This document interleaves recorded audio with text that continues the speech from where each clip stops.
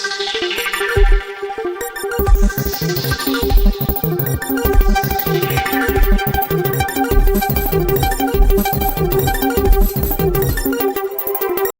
है आप सभी का एक बार फिर से विपक्षी गठबंधन India national development inclusive alliance में सीट बंटवारे को लेकर खींचतान के बीच तृणमूल कांग्रेस के प्रमुख ममता बनर्जी ने कहा कि देश के कई हिस्सों में बीजेपी के खिलाफ लड़ाई का नेतृत्व क्षेत्रीय दलों की ओर से किया जाना चाहिए।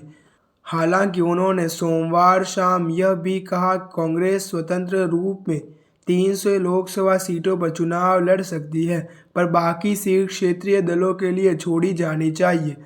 दीदी के नाम के मशहूर तृणमूल कांग्रेस की चीफ ने गठबंधन की कार्यशैली को लेकर नाराजगी भी जताई।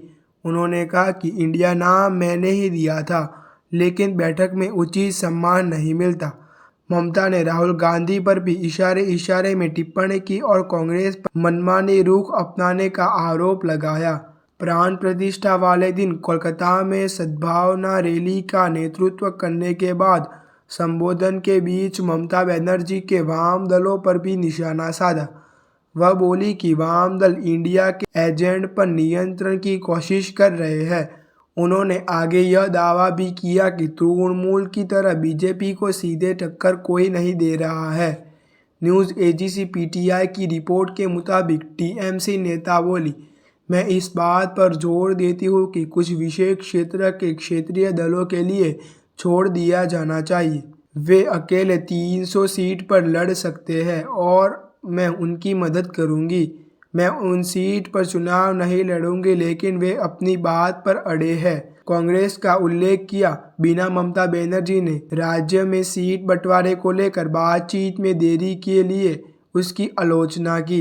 उन्होंने कहा, मेरे पास भाजपा के मुकाबले करने और उनके खिलाफ लड़ने की ताकत और जनाधार है, पर कुछ लोग सीट बंटवारे को लेकर हमारी बात नहीं सुनना चाहते।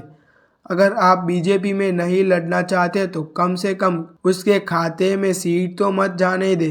उन्होंने कहा, मैंने विपक्षी दलों की बैठक में गठबंधन का नाम इंडिया रखने का सुझाव दिया था, लेकिन जब भी मैं बैठक में शामिल होती हूँ तो देखती हूँ कि वाम दल इसे नियंत्रित करने को कोशिश करते हैं। यह स्वीकार्य नहीं है। मैं उन लोगों से सहमत नहीं हो सकती जिनके खिलाफ मैंने 34 साल तक संघर्ष किया। बनर्जी ने आगे टिप्पणी की, इस तरह के अपमान के बावजूद मैंने समझौता किया और इंडिया गठबंधन की बैठकों में हिस्सा लिया। कांग्रेस नेता राहुल गांधी को असम में वैष्णव संत श्रीमंत शंकरदेव के जन्मस्थान पर जाने से रोके जाने का पर बनर्जी ने टिप्पणी की। उन्होंने कहा कि केवल मंदिर जाना ही पर्याप्त नहीं है। उन्होंने बीजेपी के खिलाफ संघर्ष का जिक्र करते हुए कहा, आज कितने नेताओं ने बीजेपी के सीधे तौर पर मुकाबला किया। कोई व्यक्ति एक मंदिर में गया और सोचा कि यह पर्याप्त है, लेकिन ऐसा नहीं है। मैं एकमात्र व्यक्ति हूँ जो मंदिर, गुरुद्वारा, गिरजाघर और मस्जिद गई। मैं लंबे समय से लड़ रही हूँ।